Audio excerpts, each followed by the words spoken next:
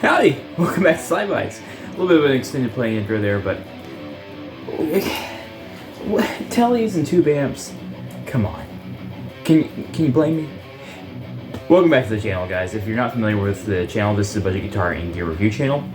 And everything you see on this channel is my own gear, my own equipment. Nothing's provided to me by any companies or anything. Everything is just my own stuff. You know, gifts from family and friends, everything I've collected over the last 17 years, probably, yeah, 17 years of playing guitar. Holy cow, I'm old.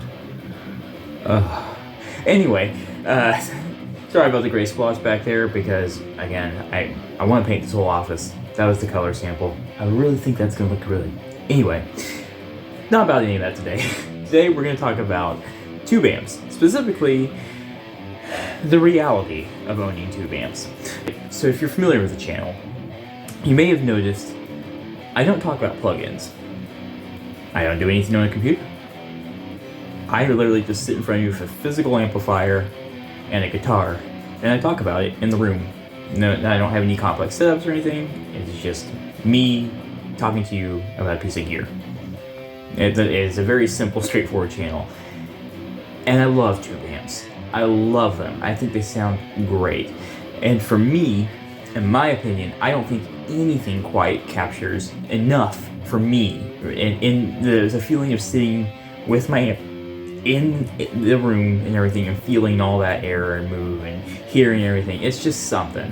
Anyway, but as much as I love tube amps, there's some reality to face. And if you're a new player, a new guitarist, this might be something helpful for you, or if you're experienced, and you're just kind of like, maybe you're just not, you know, you're considering buying a tube amp or getting back in a tube amp or something. Well, here's some realities to face that you will face as a tube amp owner. So first off, let's just go ahead and, since we're on the clean channel, I'll flip to neck pickup. So.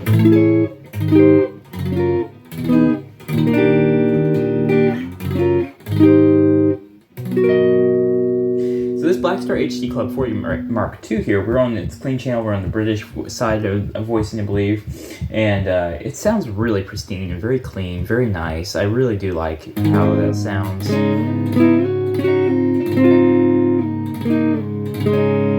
If I flip to the bridge pickup and dig in a little bit,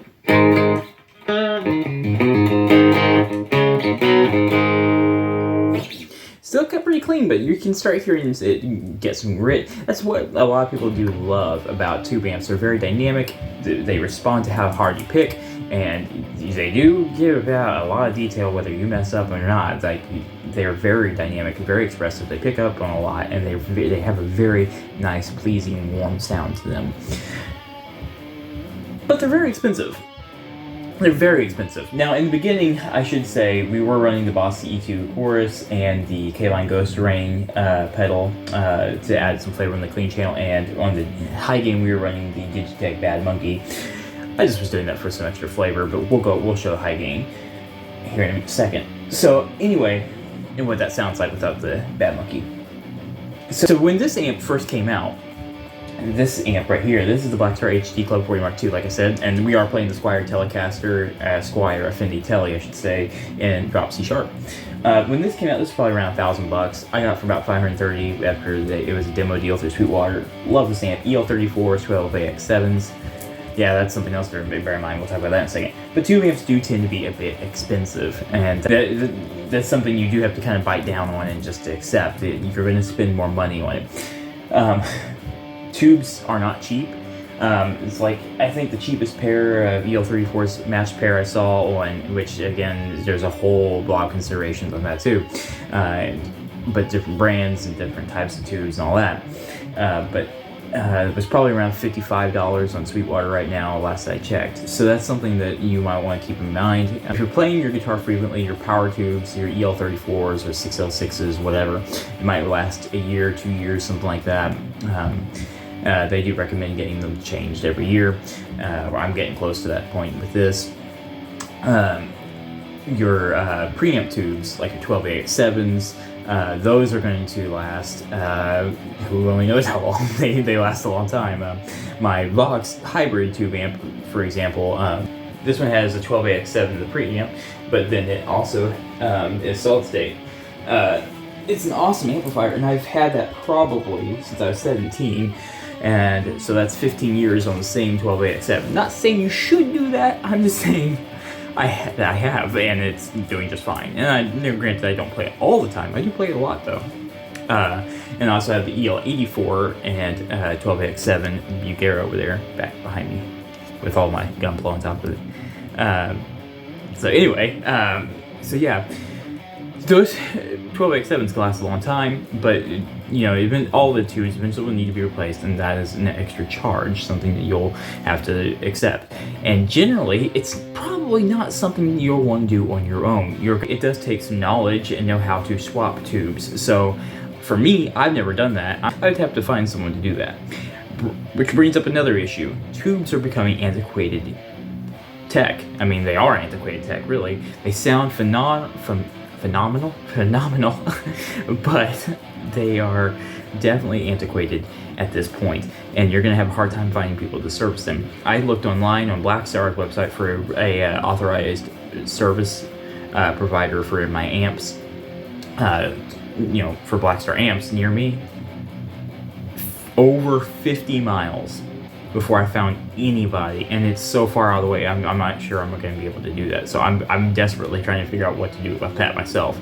Probably should have thought of that before buying, but there's honestly not a whole lot of tube amp in my city and the next couple cities around me. There's no one who services tube amps. No one.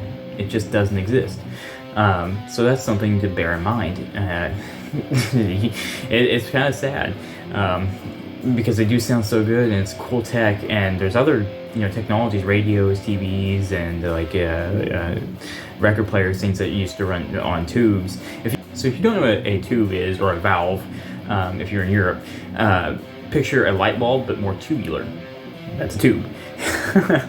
I don't have a spare one to show. I'm not one of those people who hoards all their tubes. I have so many different amps. If this thing goes down, I'm just gonna buy them and play something else, you know, until they get here, and I find someone to pop those in for me. Anyway, because there is biasing. That's the main thing. There's biasing that's involved in that, and I don't know how to do that. Someone out there, I mean, I know I've read on a lot of forums, you know, there's plenty of people that with advice columns and everything, I'm not going to take that risk. I don't want to fry myself. It's as simple as that. Anyway, so yeah, so you have to weigh that and think about that, and really think about, you know, are you going to be able to get this thing taken care of and serviced regularly before you purchase. So yeah, in some cases, a solid state may just be just as good for you. If you're not doing a ton of recording there and everything, you may never feel the need to even own a tube amp. Or maybe you just want to have a tube amp just because you really love them. Both are viable thought processes on this. Personally, I love tubes because this.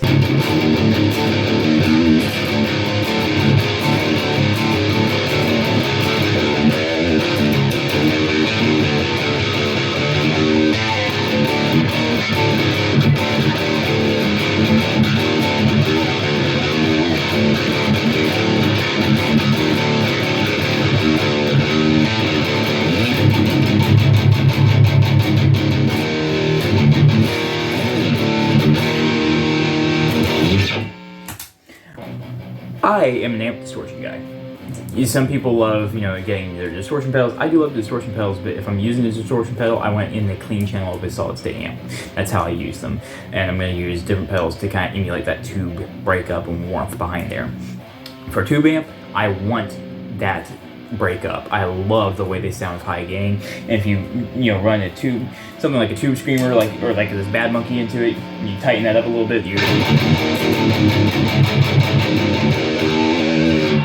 Without, with,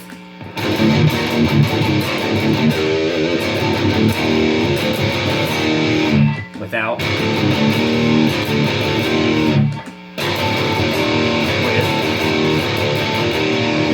it's small differences, but man, it makes a world of difference. And that tube amps responds so cool to that. It's great. You can do that with even solid state amps, but not having to have an extra pedal, and I free up a slot for another pedal without having to run distortion. And I just like the way they sound. It's such an organic type of distortion. It breaks up so naturally. And now we're at low volume. I'm sure this thing has some sort of circuitry in there to push it at high gain. And a lot of tube amps will have that. A lot of modern ones, so you can't get those high gain tones at low volumes. We're only on 4 watts right now out of a 40 watt amp because it's got that power selection in there. But tube amps are really loud, and that's another thing to consider. If you live in a small apartment, small area, if you're like me, you love high gain, you're going to need something that is either low wattage or has the built-in power attenuator or adjustment of some sort, so that you don't have to crank these things and blow your hearing, because nothing will tick off your neighbors faster than a tube amp at 4 in the morning shaking their walls. I gotta be careful about that because I live in a little neighborhood too, like anyone else, suburbia of America, and it's one of those things where you gotta be careful.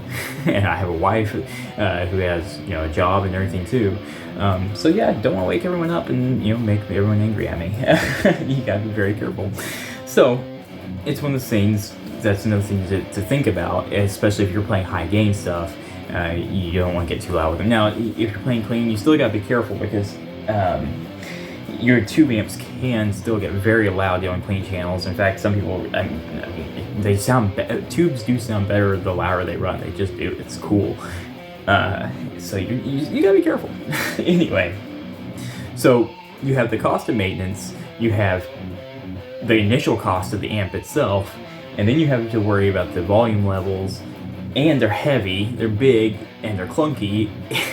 There's a lot of drawbacks to tube amps, and there's a lot of different types of tube amps out there, and a lot to consider with them. There's 6L6s, there's EL34s, EL84s, 6V6s, and so many other KT88s, I think KT66s. There's a ton of different tubes out there, and you kind of got to experiment to find out what you like the most. Me, I always thought I was going to be a 6L6 guy. I really thought I was going to like American Tone until I started playing around and listening to a ton of different stuff, and it's like, I really like EL34s. I like British amps, and I still do. I love British amplifiers. There's just something about that sound that really pulls me in. That's something you're gonna have to listen to if you decide to get into tube amps. What kind of tubes? Now they're not the most drastic effect on your tone. Your speaker's gonna make a huge difference on that. But there are differences in there, and that's gonna be something that, especially with headroom. 6L6s versus EL34s, the American 6L6 is going to have more headroom than the EL34s, but for me, obviously, I really don't need that much headroom. Anyway, So that's, you know, that's all. Those are all realities and considerations to have in your head when you are looking at tube amps. So here's the real kicker: do I think they're worth it? Do I think at this point in time, is it worth it? Can you still get good sound without a tube amp? Yes and yes. You don't have to have a tube amp to sound good. You 100% do not. Now, I obviously, like I was said at the beginning of this, you don't see plugins on this channel. It's not something I do. I just don't get into that. I don't enjoy that. But you can sound good with the plugins. You can sound good with modeling amps. You can sound good with so much different stuff. But for me, where it's at is sitting in front of this, because to my ear, this sounds the most pleasant. Running it with or without a boost. I just love the amp's distortion. I love its cleans. I love how dynamic and expressive these are in person. The feel of a 12-inch Celestion speaker next to my ear. I love it. For me, there's no replacing that anyway. And you're gonna have to make that call yourself, whether that's something that's important to you. But there are plenty of solid-state amps that move air. This 2x12 acoustic that served me for a long time. Acoustic is the brand, by the way. This 2x12 acoustic brand amplifier back here, 120 watt solid-state amp. I run it with heavy, you know, tons of heavy gain pedals in front of it, and I get superb metal tones. I love that amplifier. That's what I started my channel with. That amp right back there.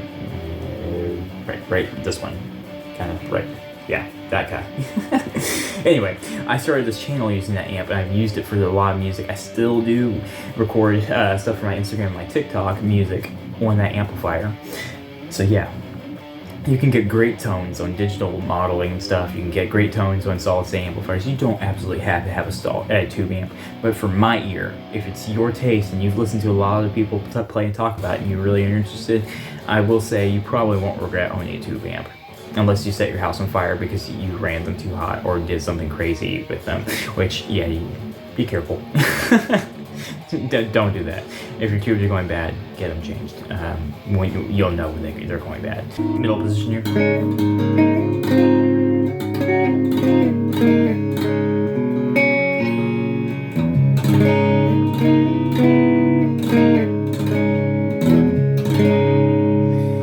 Yeah, solid states are great for getting those beautiful clean tones too, but man, there's just something about a tube amp's cleans that just a little different.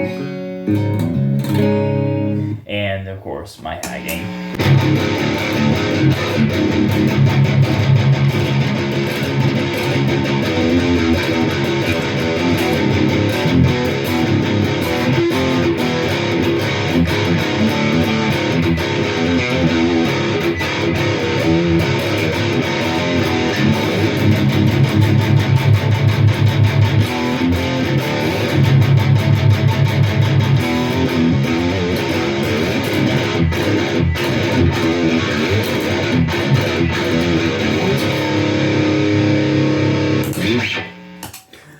There's just something about that. Another consideration I should have mentioned.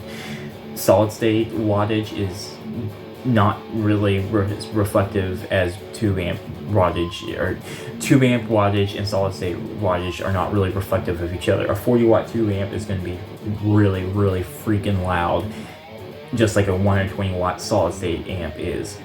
It's not this. We're not talking like it's different. I like a 30 watt practice amp. Solid state is not going to be nearly pumping out the fullness and the volume really of a 30 watt tube amp. It's just a different thing. So that's something to think about too. But a professional musician may really need that, might require it. A bedroom guitarist like myself may not.